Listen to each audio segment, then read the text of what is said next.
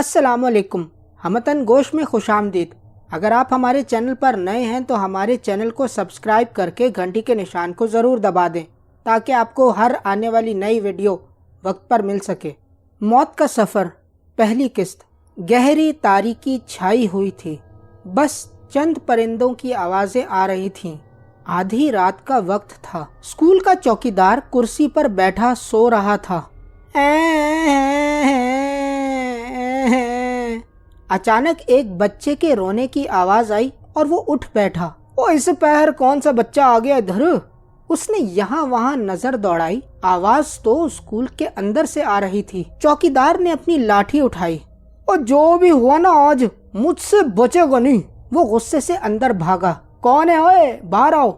वो अंदर दाखिल होते हुए गुस्से से चिल्लाया, लेकिन रोने की आवाज बंद हो गई। और मैं खुद ढूंढ लूंगा, ऐसी चौकीदार नहीं बन बैठा। वो दीवाना वार उसे ढूंढने लगा। 3 मंजिलें देख चुका था, लेकिन वहां तो कोई ना था। हो सकता है वहम हो मेरा। वो वापस जाने के लिए मुड़ा ही था कि चौथी मंजिल से आवाज आई, थक गए अंकल, अभी तो मुझे खेलना है। एक बच्चा शरारत से बोला, रुक उधर ही तू, मैं अभी आता हूँ। चौकीदार आग बगोला हो गया। एक छोटा बच्चा भाग ही रहा था कि चौकीदार ने लपक कर उसे पकड़ लिया और उसका कान मरोड़ने लगा। हाँ तो अब बोल, तू इधर कैसे पहुंचा? तुम्हारे माँ बाप कहाँ हैं जो इस वक्त यहाँ? तुम्हारी हिम्मत कैसे हुई मेरे बच्चे को हाथ लगाने की? चौकीदार के पीछे से आवाज आई। माँ, बच्चा फौरन भागा। चौकीदार ने पीछे मुड़कर जो देखा तो उसके पसीने छूट गए।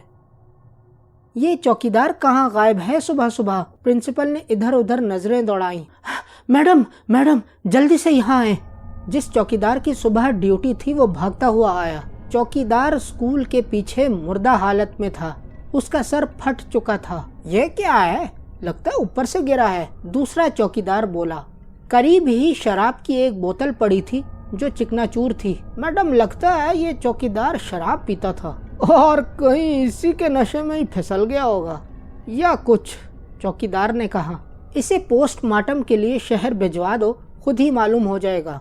पुलिस स्कूल में नहीं आनी चाहिए और बच्चों के आने से पहले पहले इसको यहाँ से उठवा दो। प्रिंसिपल का दिल जोरों से धड़क रहा था। अगर ये कत्ल हुआ तो बहुत मुश्किल में फंस जाएंगे हम, वो सोचने लगी। पोस्टमार्टम रिपोर्ट आ गई है मैडम। ओह, तो इसका मतलब है कि हमारा शक ठीक था। उसने शराब पी और लड़खड़ा कर गिर पड़ा। चलो अच्छा हो गया, अब बात हम पर या हमारे इदारे पर नहीं आएगी। हूर? जी मैडम। हूर जो कैंटीन में बैठी चाट खा रही थी, मैडम सोनी की बात पर उस तरफ मुतवज्जो हुई। मुझे एक क्लास लेने जाना है, बहुत देर हो रही है। अगर आप फ्री हो तो ये किताब रखाओगी लाइब्रेरी में? जी जी मैडम, कोई प्रॉब्लम नहीं, मैं रखाऊंगी। वैसे भी मैडम नौरीन आज नहीं आई तो ये क्लास फ्री है, हूर ने जवाब दिया। थैंक यू बेटा। मैडम सोनी सीढ़ियों से नीचे उतर गई। हूर, तुम पागल तो नहीं हो गई? रात के इस पहर, वो भी आखिरी मंजिल पर, तुम लाइब्रेरी में जाओगी? रामीन ने आखिरी चम्मच मुंह में डाला। तो क्या और मैं मना कर देती मैडम को? और कौन सा कोई कॉलेज खाली हो गया है? देखो तो सही कितने स्टूडेंट्स हैं। हूर ने कैंटीन में बाकी टेबल्स की तरफ इशारा किया। हाँ वो तो ठीक है, लेकिन इस वक्त आखिरी मंजिल के तमाम क्लासरूम्स खाली होंगे और लाइब्रेरी में भी 8 बजे के बाद कोई नहीं जाता। हाँ वो तो ठीक है, लेकिन इस वक्त तो आखिरी मंजिल के तमाम क्लासरूम्स खाली होंगे और लाइब्रेरी में भी 8 बजे के बाद कोई नहीं जाता, यहाँ तक कि लाइब्रेरियन भी नहीं जाता। रामीन सहमी हुई बोली, तो कौन से वहाँ जिन भूत रहते हैं? कम ऑन यार, तुम न चलो। बेशक मैं अकेली ही चली जाऊंगी। ये लिफ्ट पर जाऊंगी सीधा लाइब्रेरी वाले फ्लोर पर और वहां से फिर सीधा 2nd फ्लोर पर, यानी तुम्हारे पास। अच्छा तुम जल्दी से बर्गर और जूस लो, मैं यूं आई। हूर तेजी से लिफ्ट की तरफ भागी। कॉलेज की दूसरी ब्रांच टीचर्स की कमी की वजह से बंद कर दी गई थी और इन तालिबात को भी इस ब्रांच में लाया जा चुका था। जो तालिबात दूर की थीं उनके लिए मॉर्निंग और इवनिंग क्लासेस रखी गई थीं और जो इसी जगह की रिहायशी थीं उनके लिए नाइट क्लासेस, जो कि रात 7 बजे से 12 बजे तक होती थीं। हूर चूंकि वहाँ की रिहायशी थी इसलिए वो यहाँ नाइट क्लास लेने आती थी और जाती भी कहाँ, یہ تو گاؤں کا اکلوتا گرلز کالج تھا۔ لڑکے تو گاؤں سے باہر تعلیم کے لیے چلے جاتے تھے، لیکن لڑکیوں کو کوئی بھی حالات کے پیش نظر شہر ہاسٹل میں بھیجنے کو تیار نہ تھا۔ گاؤں کے مکھیا اور چند بااثر لوگوں نے مل کر حکومت پر دباؤ ڈالا اور ایک عالیشان 6 منزلہ کالج کی بنیاد رکھی، جس کے باعث گاؤں کی تمام لڑکیاں آج تعلیم حاصل کر رہی تھیں۔ چلو جی، اب اس کتاب کو اپنی جگہ پر رکھ دیتی ہوں۔ حور کو اچانک قدموں کی آواز سنائی دی۔ اس نے یہاں وہاں دیکھا لیکن اسے کوئی نظر نہ آیا۔ شاید میرا وہم تھا۔ اچانک اس کو صفحہ الٹنے کی آواز آئی۔ یہ کون پاگل ہے جو اس وقت اکیلی یہاں آئی ہوگی؟ حور آواز کی جانب بڑھی جو کہ شیلف نمبر 3 کے پیچھے سے آئی تھی۔ اس کی تو حیرت کی انتہا نہ رہی جب اس نے الماری کے پیچھے دائیں بائیں دیکھا، لیکن وہاں تو کوئی بھی موجود نہیں تھا۔ ایک پل کے لیے وہ سہم گئی، لیکن ایک بار پھر صفحے الٹنے کی آواز آنے لگی۔ اس نے پلٹ کر دیکھا تو ایک کتاب زمین پر پڑی تھی اور ہوا سے اس کے صفحات الٹ پلٹ رہے تھے۔ تو تم تھی؟ بھائی میں تو ڈر ہی گئی تھی۔ اس نے کتاب اٹھائی اور شیلف میں لگا دی۔ چلو جی اب چلتے ہیں، برگر ٹھنڈا ہو رہا ہوگا۔ اس نے لفٹ کا بٹن دبایا لیکن دروازہ نہیں کھلا۔ اب اس مصیبت کو کیا ہو گیا ہے؟ اس نے پھر سے کوشش کی لیکن دروازہ تو نہیں کھلا۔ لگتا ہے اب ٹانگوں کو ہی زحمت دینا پڑے گی۔ وہ سیڑھیاں اترنے لگی۔ 4تھا اور 5واں فلور اس وقت خالی تھا کیونکہ ان میں دوپہر کو کلاس ہوتی تھی۔ وہ جیسے ہی 5ویں فلور پر پہنچی اسے ایک کلاس سے کرسی گھسٹنے کی آواز آئی۔ شاید صفائی والا ہوگا۔ اس نے خود کا دھیان وہاں سے ہٹایا اور نیچے کی جانب دوڑ لگا دی۔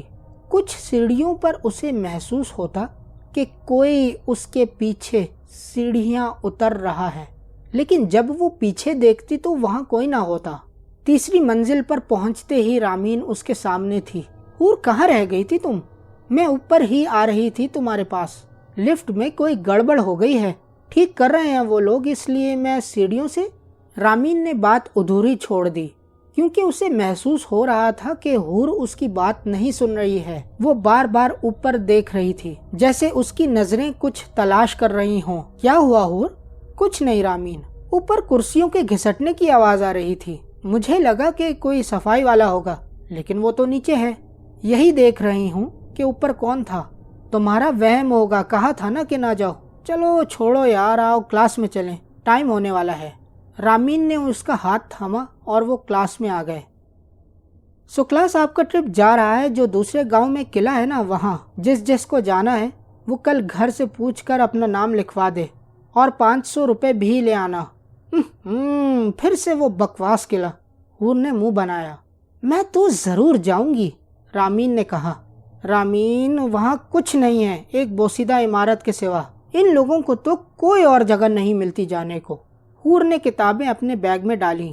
اور کسی جگہ کی اجازت بھی تو نہیں ملتی نا، تم تو سارے خاندان کی اکلوتی بیٹی ہو، تمہیں کوئی منع نہیں کرتا۔ لیکن سنو، مجھ جیسے بھی کچھ ہیں جن کو ساتھ والے گاؤں میں بھی جانے کی اجازت نہیں ملتی۔ رامین کی آنکھوں میں آنسو آ گئے۔ ہر دفعہ اس کو منع کر دیا جاتا تھا، لیکن اس بار میں ضرور جاؤں گی۔ اور سنا ہے کہ کسی وجہ سے وہ گاؤں خالی بھی کروا دیا گیا تھا۔ اب تو اور مزہ آئے گا۔ حور نے کوئی جواب نہیں دیا۔ حور پلیز نا یار، مجھے پہلی بار کسی ٹرپ کی اجازت ملی ہے اور تم منع کر رہی ہو کہ نہیں جا رہی۔ سب اپنی دوستوں کے ساتھ ہوں گے اور ایک میں، پلیز چلو نا یار، بار بار ایک ہی جگہ ٹرپ لے جاتے ہیں۔ مجھے وہ قلعہ بالکل بھی نہیں پسند۔ حور نے جواب دیا۔ اوکے یار، میں بھی نہیں جا رہی۔ رامین روحانسی ہو کر بولی۔ اچھا تو تم روحانسی کیوں رہی ہو؟ چل ٹھیک ہے، میں بھی تیار ہوں، لیکن ایک بات سن لو میری، آئندہ میں وہاں کبھی نہیں جاؤں گی۔ میں نے کہہ دیا ہے، یہ میرا آخری سفر ہوگا وہاں کا۔ حور نے اس کے آنسو صاف کیے۔ اوکے تھینکس یار، ہم بہت زیادہ یادگار بنائیں گے اس سفر کو۔ رامین نے حور کو گلے لگایا۔ انہیں کیا معلوم تھا کہ یہ سفر واقعی یادگار بننے والا تھا۔ انہوں نے اپنا نام لکھوا دیا۔ زیادہ تر لڑکیاں جو پچھلی بار گئی تھیں وہ اس بار نہیں جا رہی تھیں۔ ہاں کچھ تھیں حور کی طرح جو دوستی نبھانے پر مجبور تھیں۔ اگلی صبح 6 بجے کا وقت مقرر کیا گیا۔ دوسرا گاؤں 4 گھنٹے کی مسافت پر تھا۔ کھانا پینا ان کا اپنا تھا۔ ہاں، تھوڑے بہت راستے کے اسنیکس کالج کی جانب سے